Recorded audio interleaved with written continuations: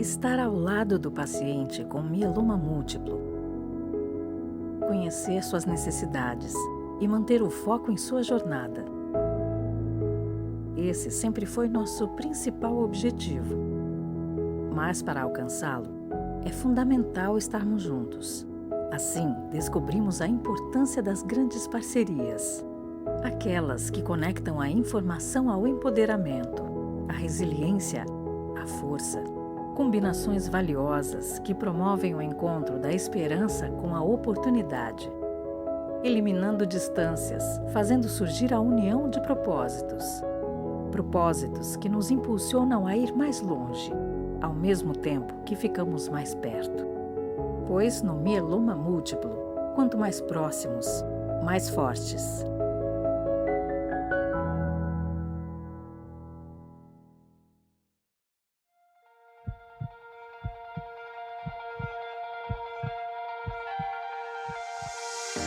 Somos parte de um organismo vivo. Uma cadeia rica e complexa, nutrida por detalhes minúsculos e acontecimentos grandiosos.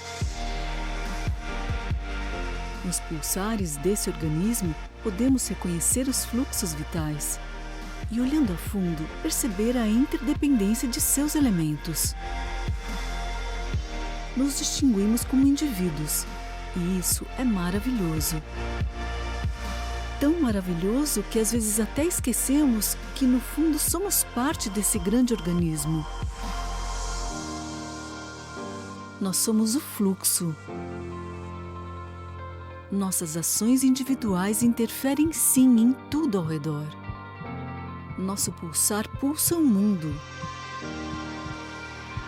Nossos movimentos transformam a sociedade e transformam vidas. Somos únicos e, ao mesmo tempo, somos um só sangue. Esse poder transformador está perto, bem ao alcance. O poder de mudar o futuro de um indivíduo, de uma família, de uma comunidade ou de um país. Pois quando você se envolve no simples ato de doar sangue, seja acolhendo, coletando, recebendo ou doando, você se torna parte desse fluxo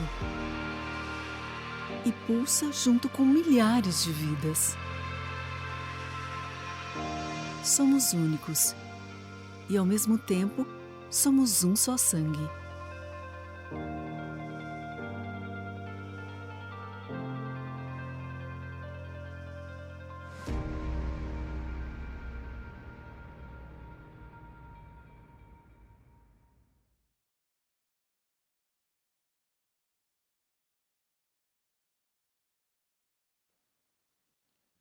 Olá a todos, meu nome é Ângelo Maiolino, sou professor de hematologia da Universidade Federal do Rio de Janeiro e diretor de comunicação da BHH. É um prazer estar aqui com vocês em mais uma webinar promovida aqui pela BHH, com apoio da Amgen. E eu tenho o prazer de ter aqui comigo, né, a professora Vânia Hungria. Para mim, Jane, vocês sabem, né, que a gente faz uma dupla, Jane e Erondia. Talvez no final a gente consiga cantar um pouquinho, mas a gente vai discutir um assunto super sério, né, que é claramente a repercussão aí do Covid no cenário aí dos pacientes com mieloma múltiplo. Vânia, tudo bem? Tudo bem, Eronji. O assunto é extremamente importante, mas antes de iniciar esse assunto, eu quero contar para vocês uma coisa. Olha só. Primeiro que meu time finalmente foi campeão, né? Do campeão paulista, finalmente, né? E para comemorar que o time foi campeão, vocês aproveitem que nos dias 25 e 26 de junho, no estádio do Morumbi, vocês podem doar sangue. Olha que legal. E vão conhecer o principal estádio do mundo. Erondi, não me corrija, tá? Então, olha, e para fazer a doação, basta você baixar o aplicativo Um Só Sangue e ir ao Morumbi. E para comemorar isso, e para vocês não esquecerem, Erondir, fica mal eu ficar aqui de camiseta do São Paulo para... Na verdade, eu poderia colocar a camiseta do Flamengo, mas não vou fazer isso, porque realmente Um Só Sangue está sendo promovido aí no estádio do Morumbi de São Paulo. Então, vamos prestigiar. Acho que você deve ficar mesmo para as pessoas lembrarem da promoção do Um Só Sangue, que é muito importante para a BHH. Beleza, pode ficar, lógico. Então, eu seguirei com a camisa do São Paulo para as pessoas lembrarem disso, tá certo? Exatamente. E de tempos em tempos a gente lembra também para as pessoas irem fazer a sua doação de sangue. Um Só Sangue. Então, Jane, vamos lá, então. Qual é o nome do aplicativo, Erondir? É só baixar o aplicativo da campanha do Um Só Sangue, entrar lá no site da BHH, tem as orientações, e aí no aplicativo vai marcar aí o processo de doação, é com hora marcada, é tudo direitinho, é bem feito a coisa, não tem aglomeração e nada disso, então vai ter uma hora marcada e a equipe vai estar toda lá para acompanhar o processo de doação. A gente sabe que nessa época da pandemia, e principalmente nesses meses mais de inverno, as doações caem bastante, né? A gente está aí no junho vermelho, né? Mês da doação de sangue, né? Então, precisa conscientizar. Então, quem puder doar vai ser muito bem-vindo. E aí, falando nas dificuldades, né, Jane? A gente está aqui vivendo ainda, depois de 1 ano e meio, a pandemia do Covid. Quem diria a gente estaria ainda no Zoom discutindo esses assuntos, né? E realmente a gente sabe que continua tendo um enorme impacto. Eu me lembro das discussões iniciais que nós tivemos lá no mês de março, ainda de 2020, quando a gente falou o que a gente vai fazer com os nossos pacientes com mieloma, qual vai ser o impacto que a pandemia vai ter sobre os pacientes, o que a gente precisa fazer de intervenção e mudar de tratamento. E eu sei que você, no final do ano, participou aí também do artigo do International Myeloma Society, que foi publicado na Blood no final do ano, né, mas com dados que começaram a ser enviados a partir de março, abril do ano passado. Então, a gente tem ali uns dados e alguma coisa... E assim, do ponto de vista da clínica, né, claramente tem pacientes com mieloma que têm aí um pior desfecho relacionado ao COVID, né? Aí você queria comentar um pouquinho sobre essa parte, assim, das manifestações clínicas, tipo de perfil de paciente de mieloma que vai ter um desfecho pior? Então, quero sim, Erondir. Bom, eu acho que, como a gente já estava comentando anteriormente, a gente tem fases diferentes dessa história, né? Então, a gente tem eu dividiria essa história em várias fases, na verdade, mas eu acho que o mais importante é que naquele momento que iniciou a pandemia, a gente achava que tudo se resolvia em 3, 6 meses, né? Então, a gente achava isso, que aquilo tudo ia se resolver muito rápido. Então, muitas atitudes naquele momento foram pensando nisso, né? Pensando nessa questão de que daqui a pouco a gente já resolvia isso. Então, eu acho que naquele momento foram feitas muitas recomendações que eu não repetiria nesse momento. Naquele momento, recomendações do tipo atrasar transplante e etc. e tal, eram recomendações do ponto de vista de tratamento do paciente do mieloma, que foram assumidas na época e que, infelizmente, eu vejo que muita gente está assumindo, como, por exemplo, a questão do transplante. Então, eu acho que muita coisa mudou, porque naquele momento a gente assumiu que ia tudo se resolver rápido. Depois não resolveu rápido e hoje a gente vive um outro momento. Então, eu acho que é importante, do ponto de vista desse artigo, porque isso não mudou, eu acho que, Erondir, do ponto de vista do artigo, de quem se prejudica mais com a infecção por Covid, com a doença Covid, continua sendo o mesmo paciente. O que eu acho que muda é a nossa abordagem dos pacientes com mieloma múltiplo, que a gente precisa tomar um pouquinho mais de cuidado, então, para falar sobre isso. E hoje a gente vive aquele outro momento, né, que a gente vai discutir depois, que é, e agora, com a vacina, o que mudou, né? E aí a gente tem dados bem originais para discutir aqui hoje, que a gente assistiu hoje, né? Então, falando daquele artigo, que eu acho que é importante, é que ali naquele momento a gente estava assim, praticamente tudo muito desconhecido, né? Não que a gente conheça tudo hoje em dia, mas já a gente estava tudo muito desconhecido. Mas eu acho que é importante, daqueles dados que foram apresentados, primeiro, é impressionante a diferença da taxa de mortalidade nos diferentes países daquele momento, em pacientes com mieloma, tá? Então, nesse artigo, foram incluídos 650 pacientes de vários países. E começa daí, a mortalidade era principalmente em pacientes hospitalizados, e variou muito, né? Naquele momento, variou, por exemplo, em UK teve 60% de óbito dos pacientes, nos Estados Unidos, 27%. Bom, de qualquer forma, a taxa de mortalidade de todos os pacientes que foram, e a maioria internados, foi em torno variou, tá? De 27% a 57%. Ok, eu acho que a variação foi muito grande. Agora, o que é muito importante, que eu acho que não mudou e que tem que ser nossa visão, é que quando você olha para esse número de pacientes que foi a óbito, a gente tem uma análise univariada que mostra que tinha relação com a idade, enfim, principalmente idade, mas vamos falar da análise multivariada, que eu acho que é importante. Então, os pacientes que tinham, de acordo com a idade, com risco, se tinha doença renal, e para mim o mais importante é isso, se o paciente estava com a doença sob controle ou não, esses foram os fatores independentes de prognóstico desses pacientes. Por que eu estou falando isso? Exatamente porque naquele momento as decisões foram muito tomadas em cima de atrasar tratamento, de não iniciar o tratamento, de atrasar o transplante.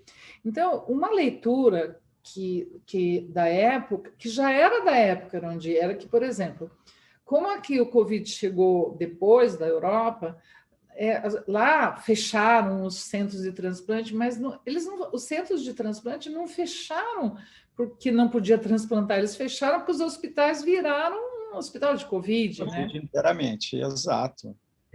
Então, ficou muito claro, por exemplo, os pacientes que eu contribuí para esse estudo, a maioria morreu porque não estava em remissão. Eram pacientes recaídos, que não estavam em remissão, entendeu? Então, eu acho que essa leitura dessa publicação, eu acho que é a mesma, sabe? Onde, embora a gente já esteja há mais do ano nisso, os pacientes com alto risco de morte por infecção por Covid são os mesmos, principalmente os pacientes com doença fora de controle. Eu até peguei os dados que a gente tem mais atualizados lá da clínica, a gente tem 23 pacientes, de 23 pacientes nós tivemos 9 óbitos, e a maioria dos pacientes eram com 4 ou 3 linhas de tratamento, entendeu? E que não tinham resposta. Nós perdemos pacientes, sim, com resposta completa, com VGPR, mas aí eu vou te contar, bate com o que hoje o Evangelos falou. São pacientes com anticorpo monoclonal e anti-BCMA, entendeu? Esse ponto que você tocou do tratamento, porque eu me lembro, naquela época, a gente vai chegar nos dias de hoje, né? Porque a gente tem aí umas informações importantes do evento do International Myeloma Working Group que a gente teve hoje. Foi uma coincidência, uma feliz coincidência, e teve uma apresentação do Evangelos Terpos lá, que a gente vai comentar na sequência, né? Mas havia mesmo da nossa parte um temor, e era mundial isso, várias situações, né? De postergar o transplante. Essa era uma coisa que parecia clara, mas Aí depois ficou esse entendimento que, na verdade, não tinha condições de fazer porque os hospitais estavam lotados de pacientes com Covid. Se o paciente precisasse ir para terapia intensiva, por exemplo, não teria lugar para ser internado e seria uma complicação adicional, não pelo risco de se adquirir Covid dentro da instituição. Havia isso também, né? E a outra coisa que a gente não recomendava é a questão do corticoide, que sempre foi uma coisa extremamente controversa, né? Reduz a dose do corticoide. E do anti-CD38, né? do daratumumab, havia essa questão toda relacionada. Vamos priorizar também medicação oral. Talvez isso tenha ficado um pouco ainda como uma realidade, né? Para tentar diminuir a frequência dos pacientes na clínica, né? Como é que você tem visto isso? Quer dizer, a gente teve aquele momento inicial que a gente sabia pouco, depois a pandemia até as coisas liberaram um pouco mais, os pacientes voltaram às clínicas, né? E no início desse ano a coisa voltou a um momento pior, né? Então, o que você acha agora, né? Quer dizer, relacionado ao tratamento, né? Você está postergando o tratamento, está priorizando oral, CD38, corticoide. Acho que a gente podia debater um pouco do que a gente está fazendo de tratamento aqui, né? Você fala e depois eu falo um pouquinho, ver se é igual. Bom, desde o início, em momento nenhum, eu posterguei transplante, nem nada disso, porque para mim ficou muito claro desde o princípio, porque com o próprio grupo europeu a gente aprendeu isso, que na verdade eles estavam fechados por conta da questão de que o hospital, Marivi, quantas vezes não falou para a gente, a unidade dela virou uma unidade de Covid. Assim que eles tiveram controle sobre a situação, eles já voltaram. Na Itália teve centros que nunca parou de transplantar também. Então, ficou muito claro desde o início que era importante, como a gente chegou atrasado na história, o importante era a gente controlar a doença. Só que esse entendimento foi assim, eu tava defendendo isso, briguei por isso, só que muitos centros não estavam conseguindo transplantar, e muitos transplantadores também estavam querendo transplantar. E aí eu briguei algumas vezes por conta disso. Por que eu falo que briguei? Porque eu tinha paciente com alto risco citogenético, paciente que era extremamente importante o transplante, e as pessoas, não, mas por causa do Covid para cá, Covid para lá. E hoje, na verdade, me dá um certo grau de satisfação que eu não estava errada, entendeu? Eu estava correta, que, na verdade, o problema do transplante era se você está dentro de um hospital seguro, que está com todos os cuidados, a questão, você está dentro de um hospital que não tem, que as coisas não estão separadas, daí é outra história, entendeu? Você está dentro de um hospital que o paciente pode se contaminar com Covid, é outra coisa. Então, na verdade, me aconteceu essas brigas todas que eu discuti muito na época, exatamente porque era paciente de alto risco. Falei, gente, o que eu vou oferecer para o paciente? Vai morrer do quê? Ou de Covid, ou do mieloma? Bom, o fato é que o que a gente sabe hoje? Então, eu tive esse tipo de problema, mas eu defendi desde o princípio que eu achava que tinha que tratar, que tinha que controlar a doença, que isso era o mais importante. E que usar máscara, distanciamento social, etc., todos os cuidados são fundamentais. Agora, medicação via oral, diminuir a frequência na clínica, etc. e tal, para paciente com doença controlada, ok, mas para o doente recaído, não dá para esperar. Um paciente com mieloma recaído não dá para esperar. Então, você fazer a opção de uma medicação via oral para um paciente que você está com controle, você diminuir a frequência na clínica para um paciente que está com controle é uma coisa. Agora, você deixar um paciente progredir sem controle, você está expondo esse paciente a um risco maior. Esse é um ponto crucial que você tocou. Eu acho isso. Esse é um ponto que a gente mudou a chavinha aqui. Está documentado, esse artigo documentou que realmente esses pacientes de alto risco, que estão com doença progressiva, se você não tratar, o risco de óbito nesse paciente em análise multivariada, o primeiro lugar. Então, assim, havia conceitualmente talvez um erro de concepção mesmo, né? Esses pacientes têm que ser tratados como sempre foram tratado, você concorda? Não tem o que postergar nesse sentido, né? Eu só quero dizer uma coisa para você que de uma certa forma, me aborrece, ou pior do que isso, me entristece, é que há muitos centros aqui no Brasil de transplante que pararam de transplantar os pacientes com essa questão e até hoje não retornaram, entendeu? Até hoje não retornaram. E isso, inclusive, me aborrece, porque eu já fui questionada por isso, já me perguntaram se eu estava de acordo. Eu falei, claro que não, desde o início da pandemia eu não estou, só se o seu hospital não for seguro, o paciente for se contaminar por Covid lá dentro. E a outra coisa é, dentro mesmo desses 650 pacientes, ficou muito claro que o paciente ter transplantado no transplantado não foi risco. Exato. Foi avaliado isso. Foi avaliado e naquele grupo de pacientes tinha por volta de 30% a 35% de pacientes que eram pacientes que tinham um diagnóstico pelo menos de 1 ou 2 anos. Era pacientes diagnosticados em 2019, 2020, 30% dos pacientes era por volta de 2019, 2020. Então, eram pacientes praticamente recém-diagnosticados. Muitos pacientes fizeram transplante, e transplante não ficou como um fator de risco para os pacientes terem desenvolvido uma doença pior ou óbito, entendeu? Então, eu acho que embora você esteja convencido, Erondi, e eu também, embora eu e vocês estejamos convencidos, tem centros aqui no Brasil que ainda não estão convencidos disso e não estão transplantando. E a outra coisa é, você não oferecer transplante para um paciente onde você tem condições de fazer um tratamento maravilhoso, um triplet com um imunomodulador, com inibidor de produção, um quádruplo com um anticorpo monoclonal, proteção, inibidor de produção imunomoduladora, é uma coisa. Agora, num país onde você muitas vezes no SUS faz CTD mais transplante, como é que você faz? Você tira esse paciente da oportunidade de ter uma resposta. Não, com certeza. Só vou avisar aqui, o pessoal pode ir mandando as perguntas, a gente vai procurar responder aí no final. Estou recebendo aqui pelo WhatsApp algumas perguntas. Não, peraí, antes disso, vamos lembrar aqui que doe sangue. Um só sangue, no São Paulo. Baixe o aplicativo Um Só Sangue e vá doar sangue dia 25 e 26 de junho no estádio do Morumbi. Saúde. Falar nisso, só vou passar uma pergunta que chegou. Meu caneca do São Paulo. Essa pergunta veio pelo Instagram. Ó. Uma cuidadora, minha mãe descobriu mieloma após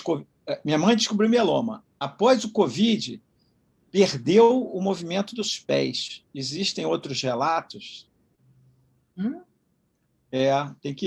Não está muito detalhada o suficiente, né? Porque uma paciente com mieloma teve Covid e, após o Covid, fez algum grau de neuropatia, que poderia ter até preceder o Covid, e piorou.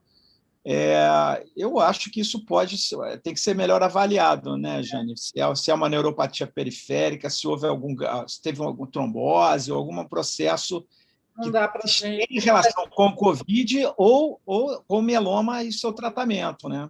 Sim. Sem dúvida.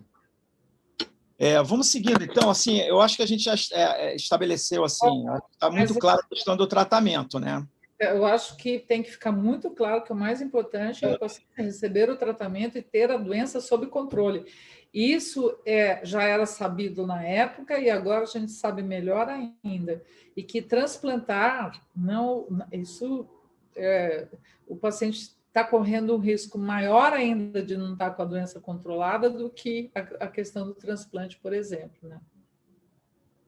E essas modificações, assim, essas pontuais, assim, por exemplo, carfilzomib usar semanal, o daratumumab, você, se o paciente estiver no ciclo mensal, eventualmente você poder passar para cada 8 semanas. O oral, um triplet oral, se o paciente tiver controlado. a dose de corticoide, você mexe ou não? O paciente mais idoso, a gente já mexe de base, então não tem aquela questão. Então, assim, você tem feito ajustes individualizados para cada paciente ou tem seguido algum tipo de regra mais geral? Olha, eu acho assim que hoje a situação é um pouco diferente também, né, Rondi? Porque hoje é diferente. Se eu tenho um paciente, se a gente estiver falando de um paciente privado, por exemplo, porque é onde eles têm acesso também a essas drogas que você está falando, porque no público o paciente não tem acesso ao que você está falando, Sim, não é? claro. Verdade. Então, no privado, hoje, o paciente, os ambientes dos serviços privados hoje têm outro nível de segurança do que tinha no início da pandemia. Então, a gente conhece muito melhor da história. Então, onde o paciente se contamina? Hoje, para mim, de todos os pacientes que eu tive, não se contaminaram na clínica. Eu não tenho nenhum paciente que se contaminou na clínica. Todos os pacientes se contaminaram em casa, entendeu? Ou no almoço de família, ou todos se contaminaram em casa. Então, quando a gente fala de diminuir a frequência do paciente no serviço, tal, a gente está falando dele se contaminar no serviço ou a caminho, entendeu? Então, no transporte público ou no local. E aí, quando você para pensar, o paciente é onde o paciente se contamina, só que, na minha experiência, os pacientes estão se contaminando em casa, entendeu? Exato. Na família, no almoço, no Dia das Mães, quanta gente não se contaminou no Dia das Mães? Ou, enfim. Natal, Dia das Mães, final de ano.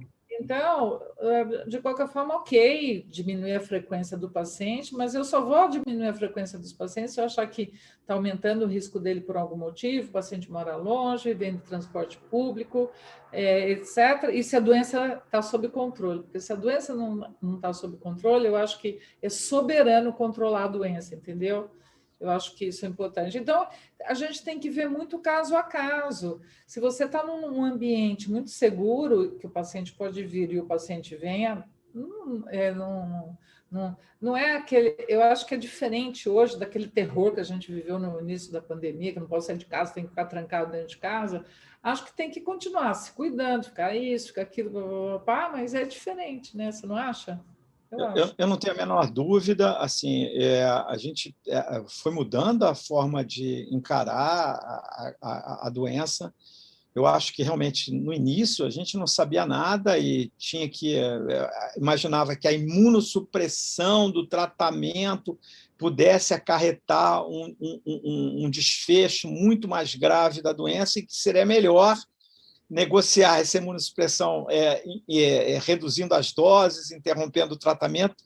Mas a gente ficava claro para a gente estava meio em crise com esse conceito, porque a gente sabe que o mieloma é uma doença, por natureza, profundamente imunossupressora de base, né? Então, assim, o risco de ter a doença com um desfecho mais grave, isso também está claro, né? Que a gente sabe que os pacientes oncohematológicos eles têm aí tem um estudo inglês aí que foi publicado na Lancet. Eu cheguei a comentar no final do ano passado esses estudos, gravei até um podcast nisso, que na verdade assim é verdade que quando comparado aos tumores sólidos, as neoplasias hematológicas elas têm aí um risco, isso em banco de dados, né? um risco maior de ter um desfecho pior do paciente com maior frequência para UTI e um desfecho óbito também, infelizmente, maior.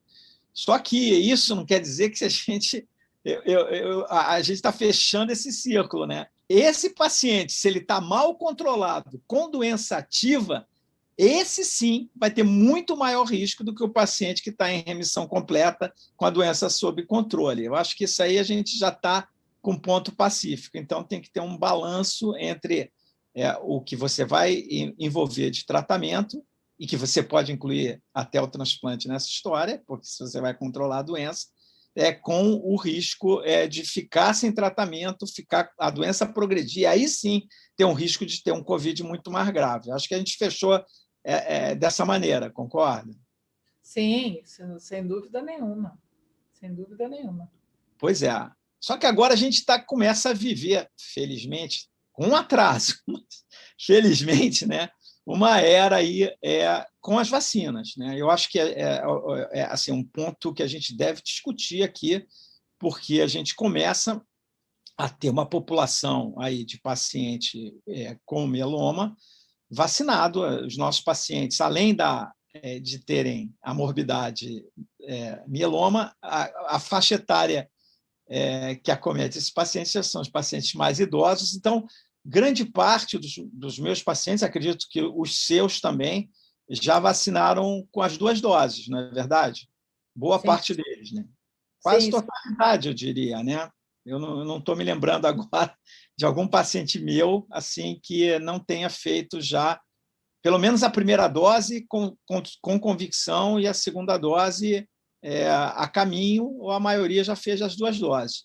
E aí a gente ficou, no início da webinar, a gente ficou comentando, eu acho que é mandatório a gente começar o acúmulo de conhecimento agora, nesse cenário de mieloma e paciente vacinado, começou a sair os artigos, né? E hoje Mas eu queria contar a minha experiência antes da gente falar do que então aconteceu. conta, vai lá. Não, depois daí a gente conta o que aconteceu hoje, mas eu quero que tenha a ver com o que a gente assistiu hoje, porque na prática é isso que eu estou vendo, entendeu? Então, desse grupo de pacientes... Bom, primeiro, desse grupo de pacientes aqui, eu queria dizer o seguinte. Primeiro, que a gente já tinha visto um artigo já publicado há uns 3 meses, que a taxa de resposta à vacina para os pacientes com mieloma é inferior. A gente já tinha visto isso publicado, mas retrospectivamente, do grupo em inglês, tal, sem avaliação, sem várias avaliações lá que seriam importantes, mas ok. Aí, qual foi a nossa experiência lá na clínica? Nós temos pacientes vacinados que foram a óbito, entendeu? Então, tem um desses casos emblemáticos que o paciente não era idoso, 40 e poucos anos, estava em remissão completa, agora estava recebendo um tratamento com anticorpo monoclonal, entendeu? Uhum. E esse paciente já tinha recebido as 2 doses de vacina, chegou na clínica com febre, falando que não tinha de jeito nenhum Covid, claramente, porque afinal ele tinha inclusive sido vacinado, e esse paciente teve uma evolução desfavorável.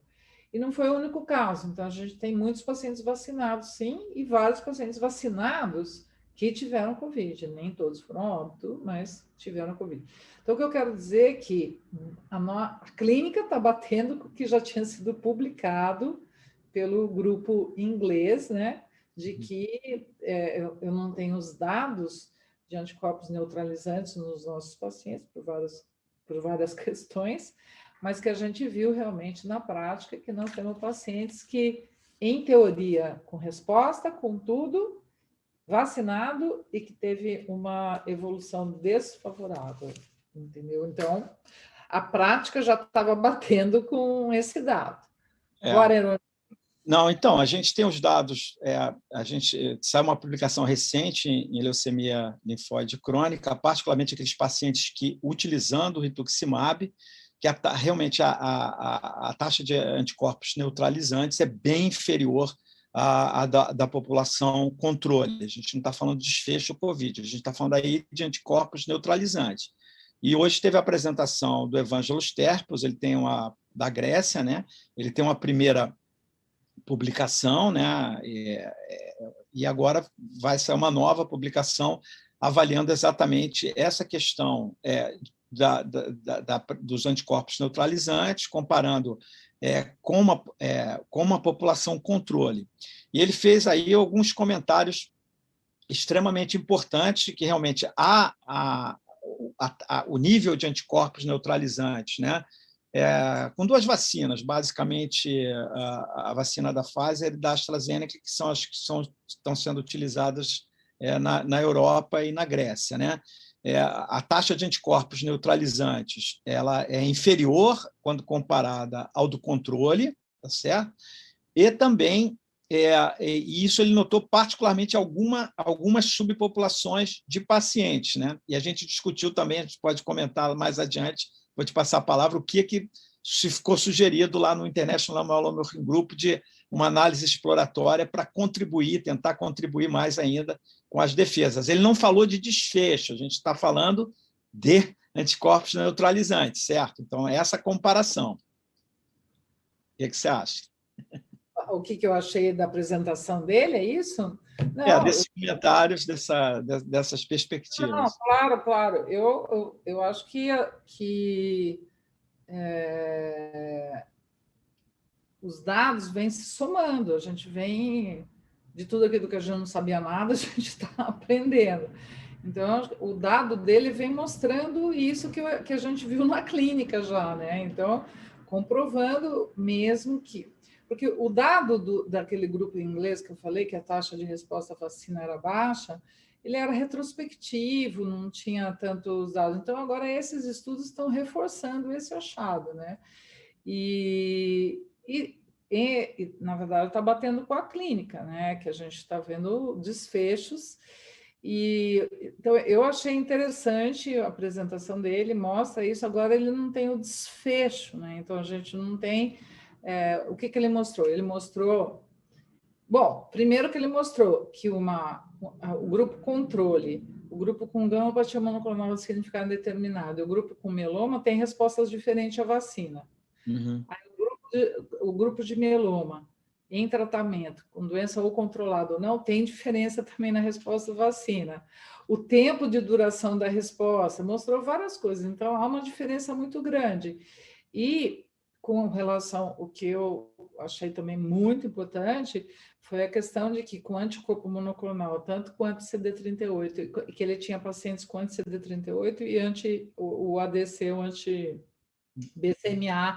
era o bemafodontin, e ele mostrou que tinha significado também na resposta, era linfopenia, o anti-CD38 e o Belamaf, se não me falha a memória, né? E aí veio a discussão também da questão do corticoide, né? Enfim, eu acho que o trabalho é importante, mostra essa diferença de resposta à vacina para diferentes fases da doença,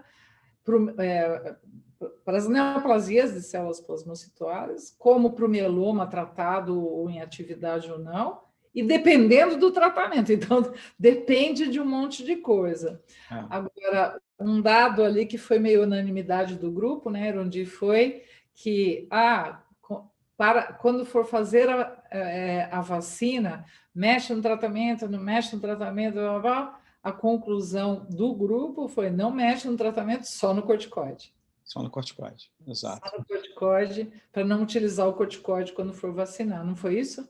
Foi exato, E antes que se imagine que, então, quer dizer, a vacina nessa população não adianta... Não, a vacina é extremamente importante, só quero ressaltar isso.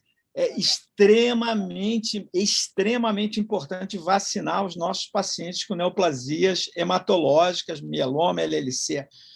Mais do que isso, agora, a recomendação importante, porque a gente até não sabe se é possível que, apesar dos anticorpos neutralizantes, que não seriam o único parâmetro, poderem estarem mais baixos do que o do controle, eles podem ser, junto com a imunidade T, suficientes para proteger esses pacientes de um desfecho de Covid grave. Então, assim, a vacina é fundamental nesses pacientes. Agora, não é vacinar, isso é uma recomendação geral, e sair para o abraço, né? E se descuidar das outras medidas, como distanciamento social, higiene das mãos e o uso da máscara. Então, assim, mais do que nunca, esses pacientes devem ser vacinados, mas mais do que nunca a gente precisa estar atento.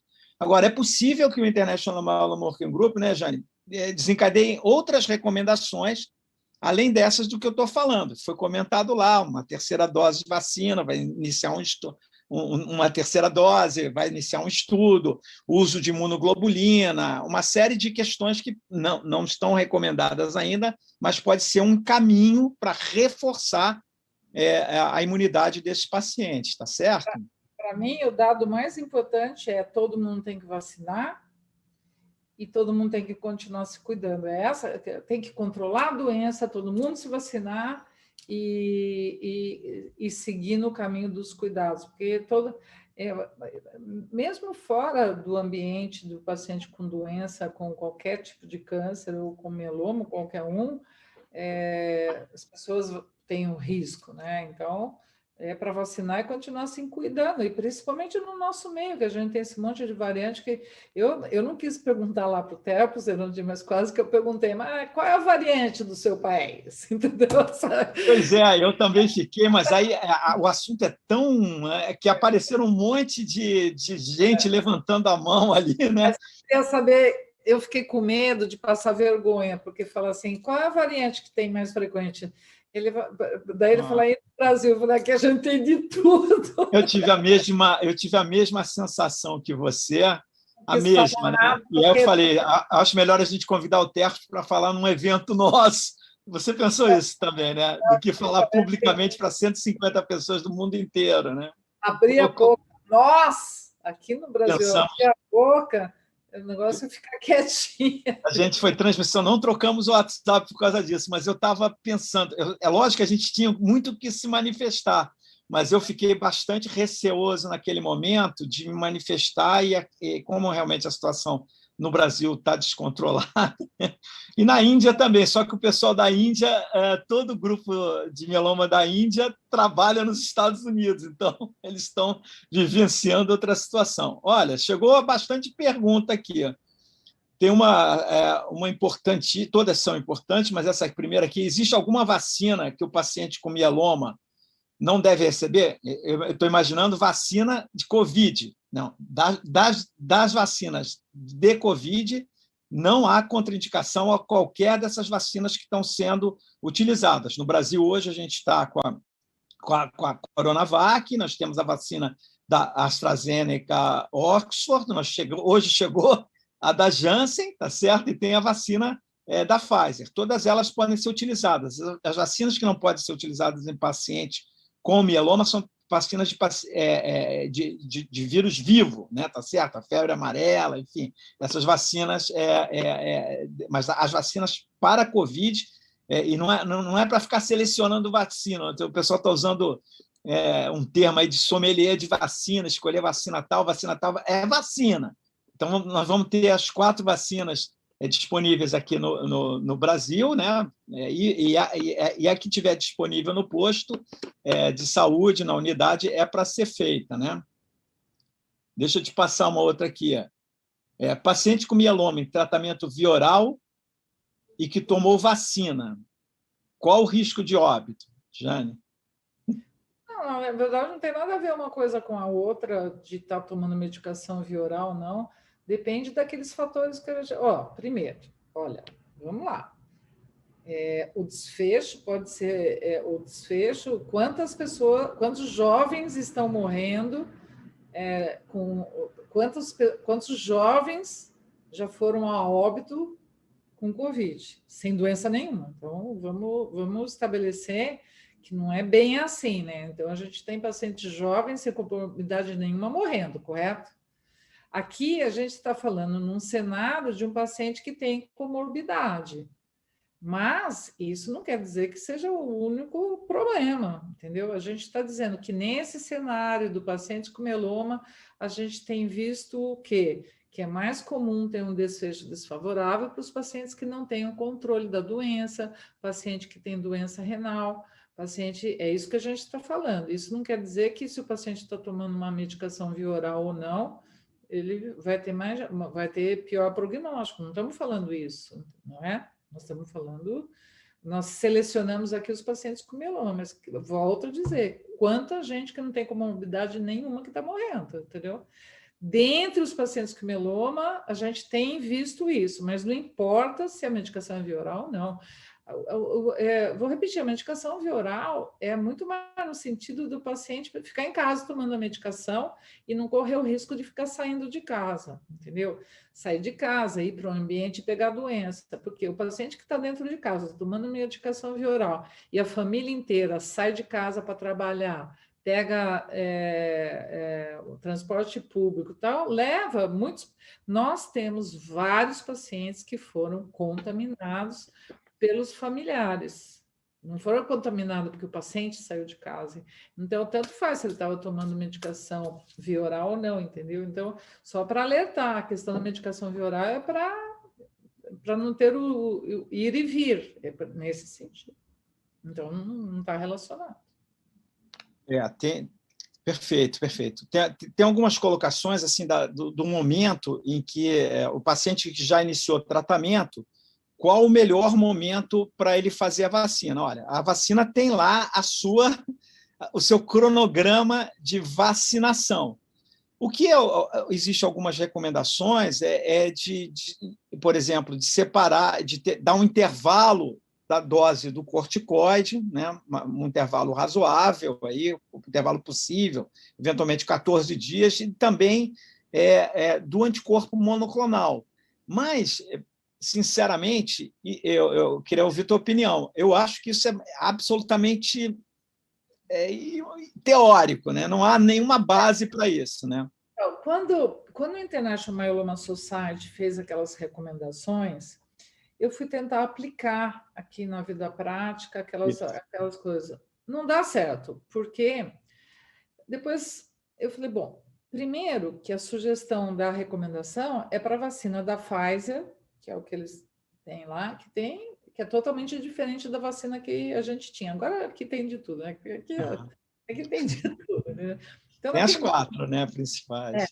Naquele momento, a gente tinha a da Sinovac, a Coronavac, e aí eu tentei seguir aquela recomendação, mas é impossível, porque aí você suspende 14 dias e dá 14 dias, e no fim a conclusão que a gente chegou que não importa, que você não vai conseguir ter controle sobre isso, entendeu? Então, eu mudei minha conduta. Naquele momento, eu achava que tinha que ser daquela forma. Hoje, eu falo, olha, toma a vacina que tiver, põe o braço lá, com relação ao tratamento, no momento que for chamado para tomar a vacina, vai tomar a vacina, porque não tem dado, né, onde aquilo é uma sugestão, porque dados a gente não tem.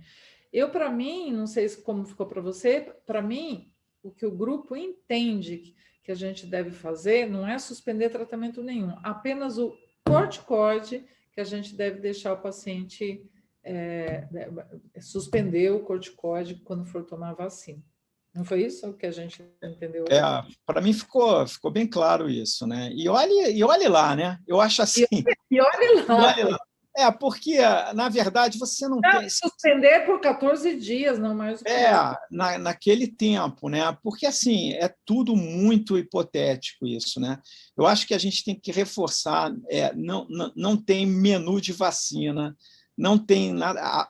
A melhor vacina é a vacina que está disponível. Essas questões, a gente hoje tem aí 4 vacinas, mas não é para ficar essa ou aquela outra. Na verdade, assim, reforçando o aspecto da vacinação nesse grupo de pacientes, apesar da resposta medida em termos de anticorpo neutralizante ser inferior, mas ela pode dar uma proteção contra o risco de Covid mais grave. Isso que assim, a gente está repetindo esse conceito, porque tem muita gente nos ouvindo e pode talvez ter algum tipo de interpretação equivocada. É lógico que é possível que esse conceito, e isso serve, né, Jane, até para a população geral, já está se avaliando a questão na Europa, isso já está sendo falado até para a população geral, a questão de fazer um reforço eventual com uma terceira dose. Talvez isso, para esses pacientes com neoplasia hematológica, possa ser mais ainda relevante. Existe, sim, algum conceito, existe estudo em andamento, aí sim, com um crossover, aí, que a gente pode chamar de vacinas de diferentes mecanismos, né, de ação, vamos dizer assim, de produção da vacina. Pode ser que isso gere uma resposta antigênica maior, né, mas isso a gente não sabe, mas possivelmente vão se iniciar estudos com esse tipo de conceito também, de se aplicar uma terceira dose, né? E, sem dúvida, uma terceira dose com uma vacina alternada, mas não existe nada disso ainda bem claro.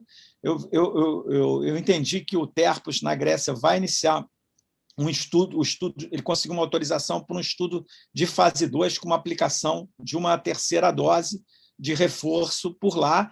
Eu acho até que pode ser uma coisa que a gente poderia se motivar e ter o interesse de fazer, já que, felizmente, aí está aumentando, né, a disponibilidade das vacinas. A gente tem a Coronavac do Butantan, né, com um volume expressivo de vacinas, a AstraZeneca sendo produzida agora também na Fiocruz. Vamos ter a Butanvac, né? O Dimas, aí, nosso colega hematologista, aí, ex-presidente da BHH, está à frente dessa empreitada aí importantíssima em relação a ter uma produção nacional aí de uma vacina com tecnologia nacional. Então, eu acho que a gente pode ter aí um cenário que a gente vai aprender mais ainda, né, Jane? Talvez aí não vamos entrar na seara dos infectologistas. Hoje todos somos infectologistas um pouco, né? Mas voltando para o mieloma, eu acho que a gente tem muito a aprender com isso também, essa questão da resposta imune, da reconstituição imune, enfim, para esses nossos pacientes, né? Herondi, está todo mundo se incomodando com o meu dress code aqui, daí eu não, mas aí... gente... Explica a razão disso, mais uma vez, para ter algum palmeirense, corintiano. Doe sangue nos dias 25 e 26 de junho no estádio do Morumbi. É só baixar o aplicativo Um Só Sangue, ó. Exato, a campanha da BHH nesses tempos de Covid. BHH, e eu estou aqui representando o time. Nesses tempos de Covid, é fundamental isso. Na verdade, assim, Jane, eu acho que... Quero fala um pouquinho, fala aí, da vacina, então, dessa questão desse futuro, né? Dessa questão que foi levantada hoje, né? Não quero falar da vacina, porque a vacina não é tudo no paciente com mieloma. Entendeu? Então, volta lá, volte onde você achar. Voltar a falar que é importante controlar a doença, isso para mim é importante, entendeu? Senão a gente vai ficar falando, porque vamos fazer a vacina, vamos fazer 3 doses, 5 doses, 5.000 doses. Isso é a segunda etapa, porque a primeira etapa é controlar a doença, na minha opinião. Não sei qual é a sua. Não tem dúvida. Esse é o grau de evidência maior hoje, controlar a doença. Então, a gente fica aí, todo mundo... Eu acho, sim, que a pandemia depende, o controle da pandemia depende, sim, de vacinação em massa, depende de matar um certo sujeito aí, entendeu? E aí, controlar a pandemia, sim, vacinar vai ajudar a controlar a pandemia, ok. Mas falando especificamente no paciente com mieloma, ele deve vacinar, mas tem que controlar a doença, isso é fundamental. Isso que é fundamental, na minha opinião. E aí eu quero dizer o seguinte, e tem muita gente, Herondi, chama a Márcia para mim, para avisar, chama a Márcia para mim. A Márcia é a segunda esposa do Herondi, para quem não conhece, a primeira, e a Márcia é infectologista, é a vacina, Herondi. As pessoas estão esquecendo de tomar a vacina agora da estação. Por favor, vamos falar disso. Sim. Vamos falar disso, porque os pacientes estão priorizando tomar a vacina para a Covid e esquecendo de tomar as outras vacinas, entendeu? Por favor, comente. Chama a Márcia para comentar.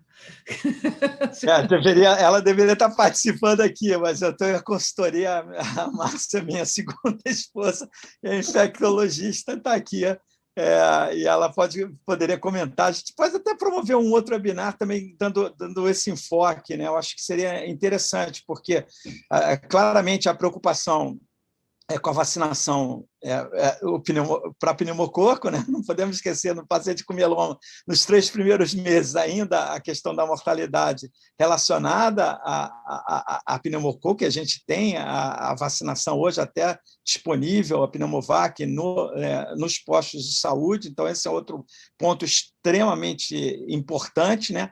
E as vacinas da estação, a vacina da influenza, que realmente se perde paciente por conta de influenza ainda, então, realmente é a questão da vacinação. Porque eu acho que provavelmente a vacina do pneumo, né, Jane, acho que pode ter caído até no esquecimento com essa questão, e ela é mandatória nos 6 primeiros meses de tratamento, né? Exatamente. E a influenza é para o paciente tomar, até onde eu sei, os infectologistas recomendam que 14, se você tomar do Covid, 14 dias depois você já pode estar tomando a outra vacina, e não pode esquecer disso. As pessoas estão muito naquela... O que eu tenho visto, Rondi, com os pacientes, muitas vezes eles ficam esperando, querem tomar do Covid, e aí não quer tomar outra para ficar esperando, porque já está... Entendeu? Então, acha que vai atrapalhar, que não sei o que vai ter um monte de coisa. Foi baixíssima a adesão à vacinação da gripe, né? Baixíssima, baixíssima. População geral, os pacientes completamente se esqueceram completamente disso, né? Mieloma é uma doença que envolve, sem tratamento, um risco elevadíssimo de infecção. A gente não pode esquecer nunca disso, que é a principal causa de óbito no mieloma, é a infecção. E o paciente com doença progressiva sempre foi, né, Jane? O risco de óbito é decorrente da infecção. A progressão da doença leva a uma profunda imunossupressão, né, de base, e esse doente fica sob risco de infecção, né? Então, assim, o COVID é pandêmico, é a situação da vez, né, realmente, envolve esse risco mais elevado de gravidade e óbito no paciente com mieloma, assim como as outras infecções que ocorrem. A gente falou do pneumo, né, que nos primeiros meses é a principal causa de óbito por infecção em pacientes com mieloma, ainda apesar de ter calendário e vacina, uma vacina comprovadamente eficaz disponível, né? Então, a gente tem que lembrar, porque a terapia de suporte no nosso grupo de pacientes ela é fundamental. Rondi, aqui perguntaram, o paciente vacinado que foi óbvio, estava em poderia dizer a vacina que ele havia sido imunizado. Já tive com um paciente com qualquer vacina, entendeu? Porque independe, as pessoas ficam muito com essa questão de comparar os dados das vacinas, né? Todo mundo fica lá comparando que uma é melhor que a outra é melhor que um. E esse número que a gente vê dessa porcentagem desse resultado não quer dizer exatamente na avaliação clínica o mesmo desfecho. Então, a gente não tem que ficar comparando essa vacina com a outra, com a outra, com a outra, com a outra, com a outra. Se você for olhar dados, se a gente for olhar os dados de resposta, fica aquela diferença, né, Erondi? Parece que uma é muito melhor que a outra, mas, na verdade, não é bem assim. A gente está falando de desfecho, a gente não está falando daquele dado que é apresentado como... Não é verdade? Então...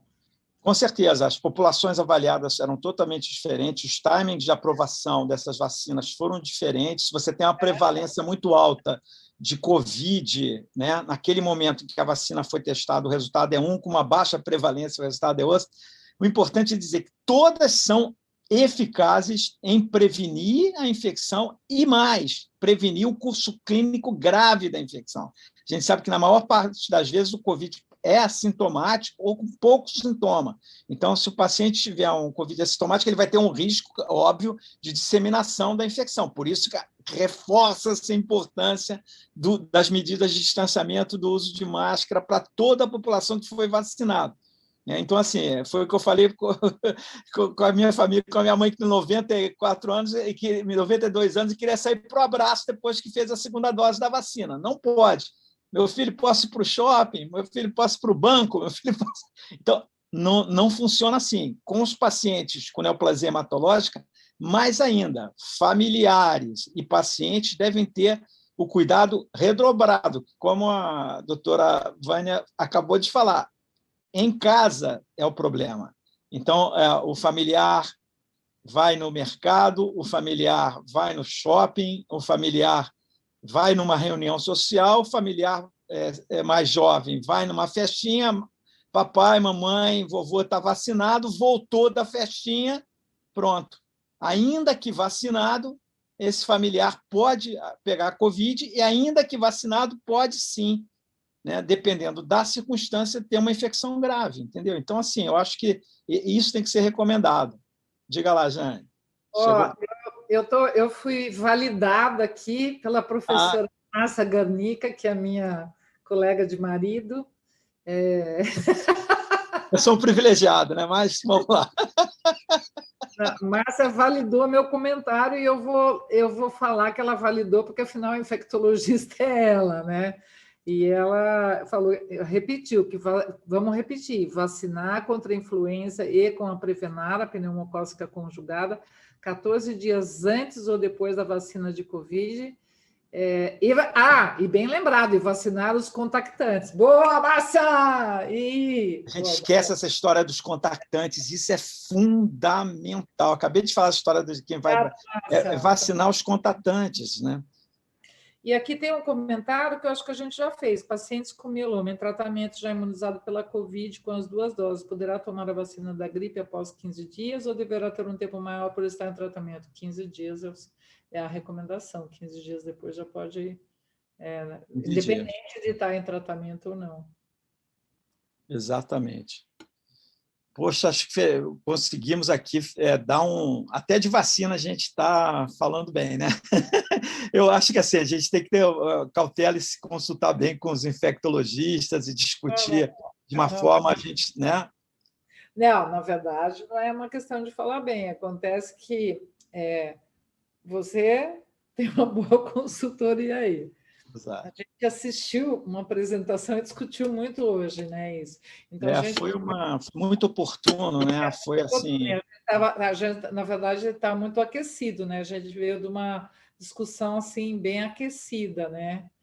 Mas tudo bem, Márcia, infectologista que é você. Infectologista do grupo, a professora Márcia Garnica, fica ela, né? Jane, eu não sei se a gente está se aproximando aí, estamos com quase 1 hora, 1 hora de webinar. No início falaram que a gente adora conversar bastante, né? É verdade. Eu não sei se a gente está no tempo de 1 hora. Você que é o chair, mas antes de... Você vai terminar, Erandi, que eu quero fazer... Não. Eu acho que a gente pode falar, dar uns conclusos, as mensagens, indo para as nossas mensagens finais, para não passar tanto aí de 1 hora. O pessoal vai querer jantar. Tá bom. Então, você faz os close remarks aí do meu Os meus, primeiro. Eu faço o close remarks do São Paulo. Do São Paulo. Não, gente, olha, a gente dá essa atmosfera descontraída porque a nossa característica é essa, a gente precisa dar um pouco de descontração nesse momento muito difícil, né, que a gente está vivendo para todos nós. Jamais esperamos, ninguém esperava ter 1 ano e meio aí dessa pandemia e certamente infelizmente, a gente ainda vai ter um tempo para enfrentar isso, né? Tem algumas coisas importantes. Hoje a gente conhece muito melhor a situação dos pacientes com neoplasia hematológica. A gente tem um novo cenário com as vacinas, então esse é um dado extremamente importante.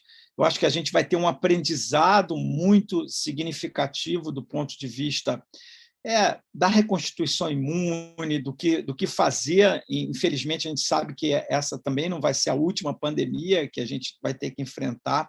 Eu acho que o conhecimento científico e a valorização da ciência nesse momento, todos os nossos colegas têm repetido isso, né? A valorização da ciência nesse momento talvez seja uma das coisas mais importantes que a gente ganhou, infelizmente, nesse contexto de grande tragédia que a gente está passando, particularmente aqui no nosso país. Então, das mensagens que a gente tem do paciente com mieloma, o paciente tem que ser tratado. A doença progressiva ela é o principal problema relacionado ao desfecho ruim, então, controlar a doença é um ponto fundamental.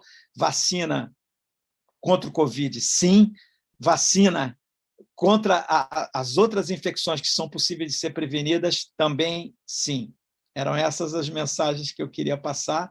E vou rolar a bola para minha... Eu sou flamenguista, eu vou passar para São Paulina, que vive ganhando da gente. É impressionante. Eu tenho mal medo de jogar com São Paulo. Vai, São Paulo, vai lá. A gente pode ter o que campeonato, né? Que a gente ganha no Flamengo, a gente ganha. Exatamente, já é sabido, nem precisa entrar em campo. Quero de novo fazer um brinde aqui, ó, minha caneca do São Paulo. Beijo, vou achar, hein?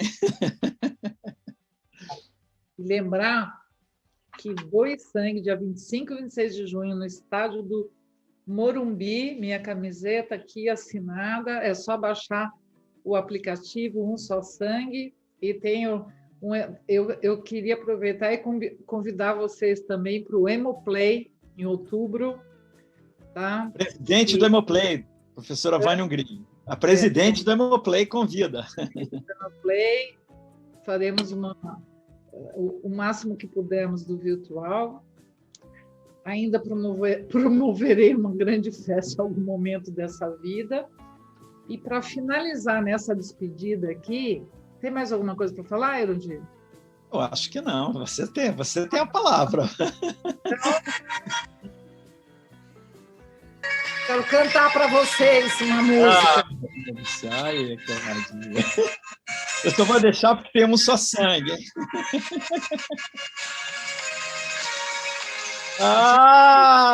Nossa, a música. Ô, pessoal, esse daí é o nosso hino oficial, por isso que a gente chama Jane Erondi. Esse é o hino oficial da Jane Erondi. Não se vá. Boa noite. Mas jovens não sabem o que é isso. Beijo, pessoal. Obrigado aí, obrigado. Compareçam na doação e compareçam no Hemoplay.